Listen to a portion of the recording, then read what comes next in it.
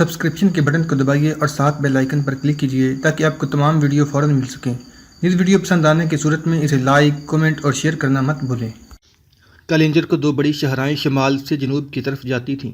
ایک شاہراہ پنجاب کے شہر بیرا سے شروع ہو کر دریا چناب کو عبور کر کے پاک وطن، وہاں سے حصار، حصار سے ہانسی، ہانسی سے ریواڑی، ریواڑی سے بھرتپور، بھرتپور سے گوالیار، گوالیار سے کچھ ہوتی ہوئی کلنجر کی طرف جاتی تھی۔ دوسری شاہراہ دریا جمنا کے کنارے کنارے اڑیا سے تھانیسر، وہاں سے ہانسی، ہانسی سے دلی، پھر آگے متھرا اور مزید جنوب کی طرف جاتے ہوئے بانڈا پہنچ کر اپنا رخ دائیں جانب موڑتے ہوئے کلنجر شہر کی طرف چلی جاتی تھی۔ دریا گنگا کے کنارے جب سلطان محمود غزنوی نے راجاؤں کے متحدہ لشکر کو شکست دی، تب کنوج کے راجا نے تو سلطان کی خدمت میں حاضر ہو کر اپنی گزشتہ کوتاہیوں اور جرائم کی معافی مانگ لی تھی۔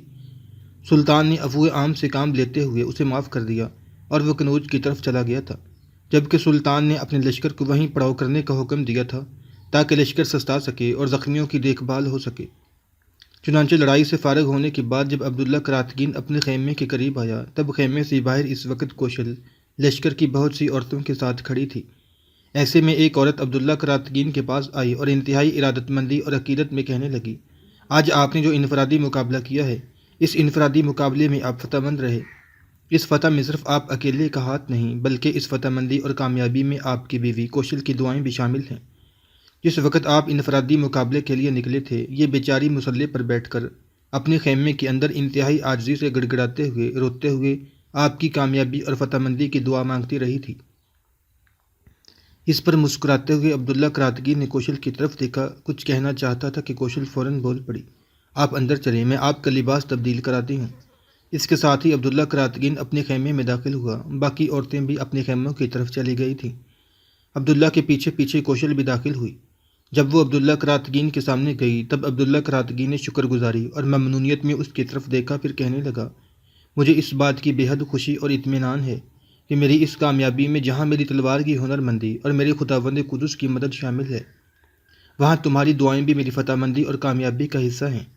عبداللہ کراتگین جب خاموش ہوا، تب دھیمے سے لہجے میں کوشل کہنے لگی، اس میں جتانے اور ذکر کرنے کی کوئی بات ہی نہیں ہے، میں آپ کی بیوی ہوں، آپ کے دکھ درد اور خوشی و مسرت میں برابر کی شریک ہوں۔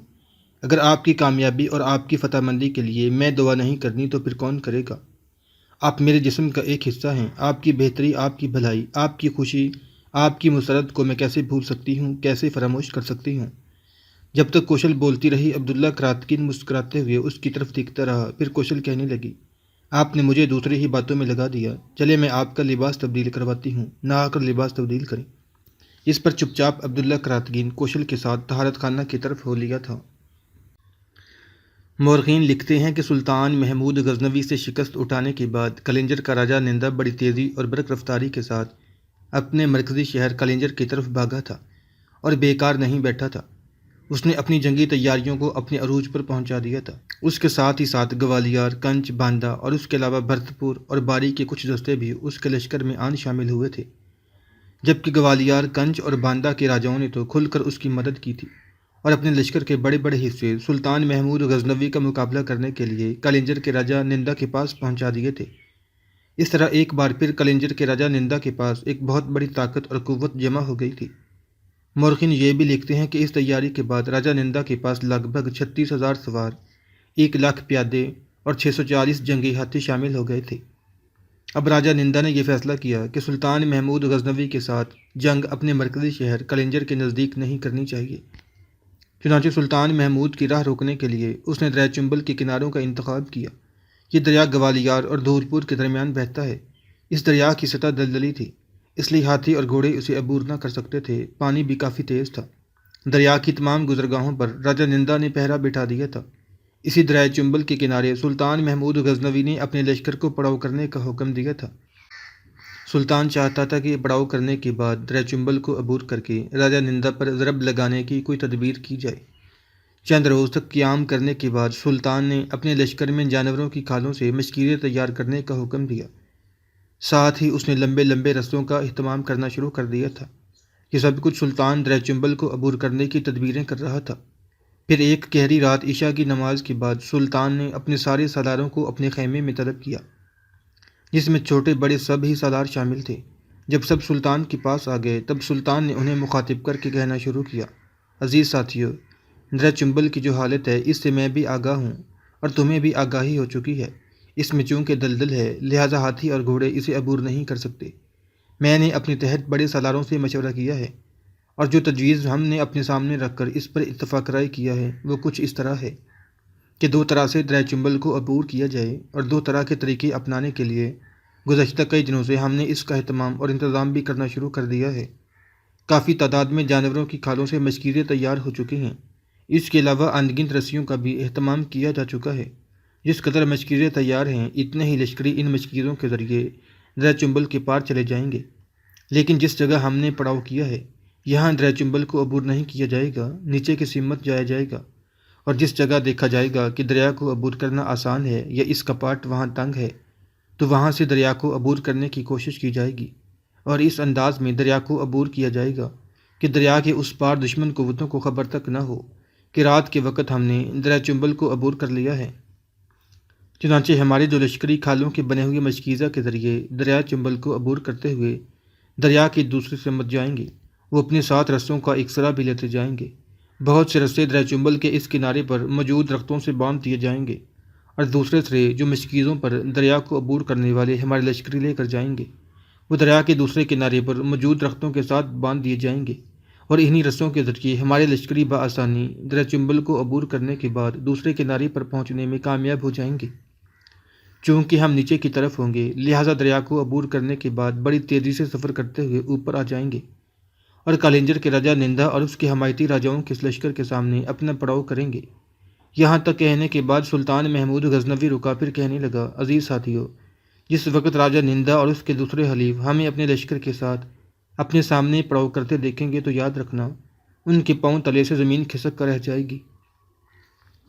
لشکر میں جس قدر عورتیں اور ہمارا دوسرا سامان ہے وہ دریا کے اسی کنارے رہے گا اور ان کی حفاظت کے لیے لشکر کا ایک حصہ مقرر کر دیا جائے گا۔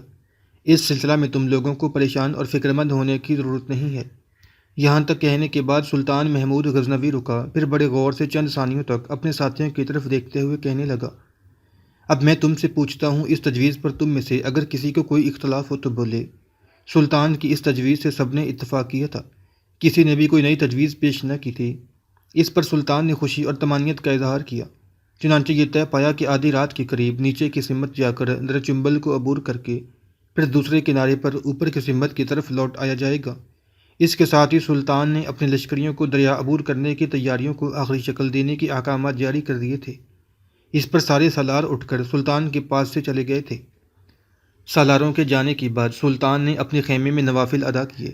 کچھ دیر وہ خداوند قدس کی تسبیح و تحلیل میں مصروف رہا، اس کے بعد اپنی جگہ سے اٹھا۔ اس وقت تک خیمے میں لگے وہ اپنے بستر پر بیٹھا ہوا تھا۔ اب خیمے کی ایک جگہ کو اس نے ننگا کیا اور زمین کی ننگی پیٹھ پر سجدہ ریز ہونے کے بعد خداوند قدس کے حضور بڑی عاجزی اور انکساری کے ساتھ وہ دعا مانگ رہا تھا، اے خدائے محترم، تیری ہی ذات طاقت کا مظہر ہے، تو ہی موجودات عالم کی تقدیر کے فیصلے کرتا ہے۔ میرے مالک، تیرے کن کی جلالی قوتیں ہی بادلوں کو نمی، کھیتوں مرغزاروں کو ہریالی، سمندر کو ٹھنڈے سانسوں سے ہمکنار کرتی ہیں۔ اے اللہ، تیرے ہی حکم سے آسمان سے برستے پانی اور سبزہ زاروں کا تبسم زمین کو نہا کرتا ہے۔ اے اللہ، تیرے کن کی قوت اور تیری ہنرمندی ادیبوں کی ہر آخر، شاعروں کی ہر شعر، مصوروں کی ہر نقاشی، موسیقاروں کی ہر لے، معرفت کی ہر درسگاہ، درس حکمت، عبادت کدوں کی ہر حکمت سے ماورا اور ناقابل ادراک ہے۔ اے اللہ، تیری ذات پھولوں سے زیادہ لطیف، طوفانوں سے زیادہ شدید ہے۔ اے میرے مالک، میرا ہر قدم، میری ہر منصوبہ بندی تیری خوشنودی، تیری رضامندی کے لیے ہے۔ میرے عزم کی ہر چٹان تیری حمایت سے ہی کڑی اور شدید و سخت ہے۔ اے اللہ، تیری ہی ذات عظمت و سربلندی کی معراج ہے، تو ہی پردیسیوں کا رفیق ہے۔ اے اللہ، تیری ہی طرف سے ہر درس صداقت، ہر ذوق طلاقت، ہر تدبیر برق شکن ہے۔ اے میرے اللہ، تو رسول عربی کے تقدس کے طفیل آنے والی جنگ میں مجھے فتح و نصرت اور فوزمندی سے ہمکنار کرنا۔ اے میرے مالک، عابد کی ہر عبادت، زاہد کی ہر ریاضت، درویش کی ہر تڑپ تیرے لیے ہی محو ثنا رہتی ہے۔ اے اللہ، دھوپ کی کرنوں میں نہاں گل کی بو باز، بلبل کا ہر سوز، عبادت گزار کی ہر آہ و سحر اپنے اپنے انداز میں تیری ہی تسبیح کرتی ہے۔ یہاں تک کہنے کے بعد سلطان محمود غزنوی رکا، اس کی آواز بڑھا رہی تھی۔ پھر انتہائی کرب میں وہ پھر دعا مانگتے ہوئے کہہ رہا تھا، اے اللہ، تیری رضا سے منہ موڑ کر جو خوشی ملے میرے لیے حرام، ضمیر کشی اور حق کشی کے جرم میں جو حاصل ہو وہ بھی مجھ پر حرام۔ میرے مالک دشمن کی جہالت کے مقابل آگ و خون کے اس کھیل میں مجھے حق فروشوں میں حق نگار بنا۔ اے اللہ، بد طالع اور سیاہ بخت لوگوں، گناہگار انسانوں اور ابلیس کی تقریب و سرتابی میں مجھ ناچیز کو کفن فروشوں میں کفن بدوش بنا۔ میرے مالک، جس طرح خوفناک طوفانوں صحرا کے اندر اپنے نقش پا کی تخم ریزی کرتے ہیں، اس طرح تو میرے ایمان کے نقوش، میرے وجدان کے سلیقوں کو تازہ اور فکر نوسا بنا۔ اے دونوں جہاں کے مالک، اس قافلہ شمس و قمر میں مجھے ہمت و استطاعت دے کہ میں تلاطم بند کر تیری وحدانیت کی فروغ کے لیے کام کروں، بت پرستوں کی لوہوں کو ویران، دلوں کو بیابان کرنے کے لیے عقوبتوں کی چیختے بگولوں کی طرح موت کے دروازوں پر دستک دوں۔ اے خالق دو جہاں، اپنے کن کی جلالی قوت، اپنی ذات کی تقدس کے صدقہ میں، اپنے آخری رسول کی رسالت کے صدقہ میں، میرے اللہ، آنے والے ٹکراؤ میں مجھے کامیاب اور کامران رکھنا۔ یہاں تک دعا مانگنے کے بعد سلطان محمود غزنوی اٹھ کھڑا ہوا تھا۔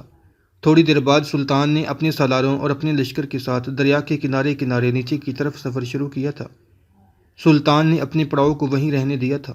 پڑاؤ کے اندر جگہ جگہ روشنیوں کا اہتمام کر دیا گیا تھا تاکہ دوسرے کنارے دشمن کو کوئی شک نہ ہو، اور اپنے لشکر کا ایک حصہ بھی اپنے پڑاؤ کی حفاظت پر مقرر کیا تھا۔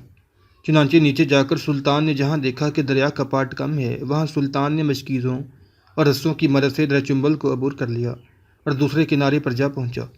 اس کے بعد بڑی تیزی سے پھر اوپر کی طرف سفر کرتے ہوئے سلطان کچھ آگے بڑھا۔ پھر اس نے کلنجر کے راجا نندا اور اس کے حمایتیوں کے لشکر کے سامنے جا پڑاؤ کیا تھا۔